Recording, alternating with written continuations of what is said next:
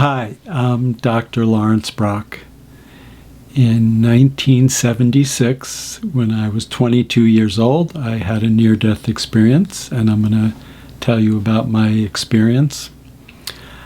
I had been living in Longmont, Colorado, in the United States, and I came back east to visit my family who lived in Rye Brook, New York, which is about 20 miles north of Manhattan. And Longmont, Colorado is about 25 miles directly north of Denver. I drove back with my roommate, who was also a high school friend who had his parents lived in the same area as mine. So we came back to see our parents. And we drove straight through like 2,000 miles. I think it took a couple of days to do that. And we heard about a party someone from high school was having. And so we decided to go. We went to the party. I took my mom's car, and he took his car, we drove back from Colorado in his car. And at the party, we were drinking, smoking pot, and doing some other conscious altering substances. I didn't really feel like I was that high, but I decided as a way to go back the next day and flirt with the young lady who was having the party, I told her I was too drunk to drive, and I was going to leave my car there and have my friend drive me back. So I left the party, was getting a ride back to my parents' house, and almost all the way back there, I remembered my sister needed to use my mom's car the next morning for work. So I had my friend drive me back to the party, and I went in to tell the young lady having the party that I was going to take my car so she wouldn't worry about where it was. And I remember going to leave the party, but I don't remember specifically actually walking out the door, but I still have the image in my mind of walking towards the door, seeing there was a lot of people, music playing, it was loud, but I still, I had the image where people were a little hazy and a little brighter, that like happens sometimes when you drink. And I remember that, walking towards the door. The next thing I remember, I was out of my body, in the white light all around me, looking down to the car that was smashed and crashed, where when I think about it, it's hard to imagine someone even surviving in there. Then when I looked down, my body was leaning against a tree, my legs out like this, and like leaning against a tree, and a police officer crouching over me. I assume he pulled me out, but I did not verify that. Not too long ago, someone who was interviewing said probably, there was some divine intervention that I got out of the car and maybe I was thrown clear of the accident, because I did go back afterwards and actually look at the car, and I had a Polaroid picture that I can't seem to find that I wish, and it was hard to imagine how someone survived in there. So I was in the white light looking down at this. It all looked perfectly fine, even though obviously my body was not fine. I still have the scar that goes all the way back. My head was smashed open. And so all in the white light. Behind me, this big circle of white light, and within there, like a white outline of a person, just all white, like a silhouette, a full body silhouette, and off of that white being, another shade of white, like radiating off with like lines all over there.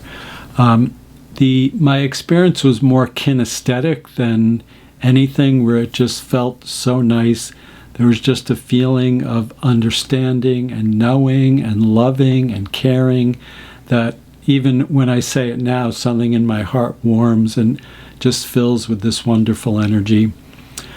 I don't know how long that I was there for, but the being behind me said to me, "You have to go back. Your father wants you to stay."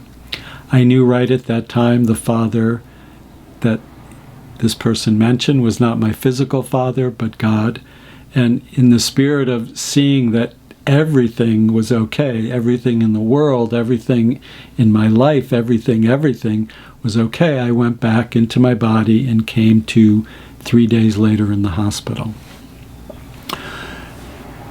It was in 1976, and it wasn't, I know the term near-death experience was coined around then, but I had never heard of it, and it wasn't like I knew what to make of it. I knew my experience was real, and I had that, but I don't, what do you do? It's not like the internet was around and you could look things up. Some things happened to me. One thing that definitely happened after that, when I touch people, and it's still the case, my hands become very warm. My intuition did increase quite a lot. Possibly the biggest thing that really affected my life was I had a curiosity and this burning desire to learn about this, and coincidentally just started meeting a lot of people that had near-death experiences and were spiritual teachers, spiritual students, healing teachers, and still to this day I just seem to meet a lot of people. A few years ago, someone who scheduled a talk for me at a Unitarian church nearby, who is a friend of mine who I did an exchange with for healing work, she was a physical therapist who did Traeger. Traeger's this very gentle body work. And sometimes I'd mention the more spiritual things to her, and she almost acted like she wasn't that interested. And before the talk, she said to me, "You should ask people if they've had experiences like that." And then she told me when she was young, she would have out-of-body experiences where she would be lying on her bed and all of a sudden be on the ceiling, basically, looking down. And I didn't say this to her, but I thought, why didn't you tell me this years ago? Because it would cross my mind from time to time. I was friends with this woman and would see her very regularly for like 10 years, that it was kind of funny that she was someone who hadn't had any of these experiences, and then I found out that she did. So the way my understanding mentally about what happened started after. When it happened, I didn't know what to make of it. I knew I had this experience. I knew how it felt. I knew what I knew, like more in my heart than in my mind. But along with these coincidences, or what seemed like them, that was happening one day. So I lived in Colorado. The accident happened in New York, and I was in the hospital for those 3 days, and then some days after that while I was healing.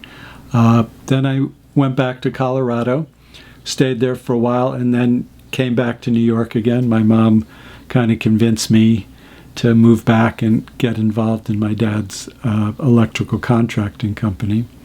So I was sitting in my apartment one day, and someone knocks on the door, and I opened the door. There was this beautiful woman there, and she told me she was the sister of a good friend of mine from Colorado, and she said, "My sister told me some interesting things about you."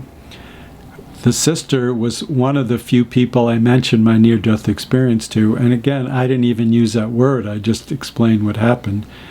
And it ends up this woman, she said, "I know people who know about that stuff and teach about that stuff," and she introduced me to the Sufi sheikh, a Mevlevi dervish. So the Mevlevis study and follow the teachings of Jalaluddin Rumi, the poet Rumi that a lot of people read as poetry, but he's written many books and was a spiritual teacher.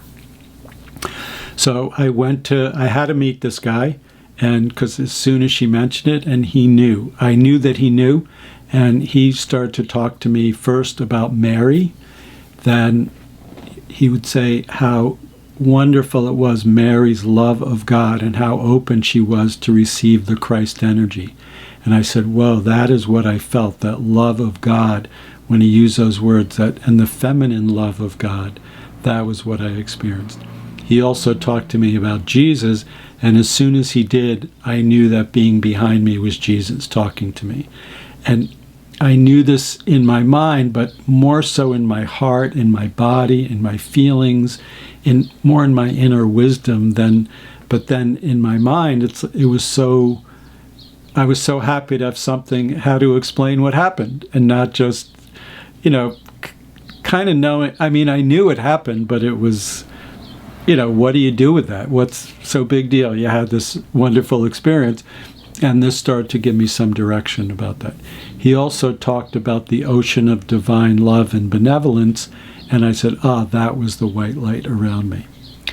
I ended up studying with this man for about 10 years, and he was the beginning of me learning how to direct the healing energy that I experienced in my hands, like to know that that was healing energy and to know how to use that and bring that in through my whole body and share that with other people and help them.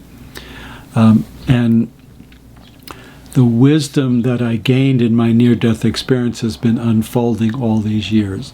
Within, I'd say about a month ago, I had a whole new level of the experience of the different white light there, and not knowing in my mind what it is, and how learning how important that is, because our mind tries to narrow things down and make it something specific, where this is infinite. And even though I've known that I'm supposed to do that for most of these years, recently I had a whole new level of learning to let go of my thoughts, the images you need, and know that the wisdom, the loving, the healing that is present in the Spirit and God in heaven, I mean, whatever you call that, is beyond our knowing in our mind. And I've been very blessed these years to be able to share that with other people, have my practice, bring it into my life, and share it with my children, just do the world from that place of spiritual loving and caring and healing and knowing.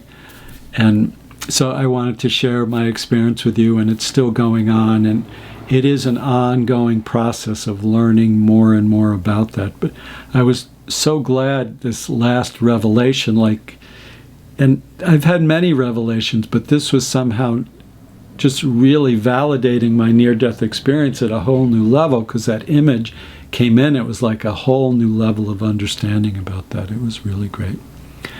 Thank you for listening here. So I have a lot of videos. My YouTube channel is Dr. Laurence Brock. I have my website, laurencebrock.com, and I even have a TikTok, which is Doc Brock at TikTok. Thank you very much.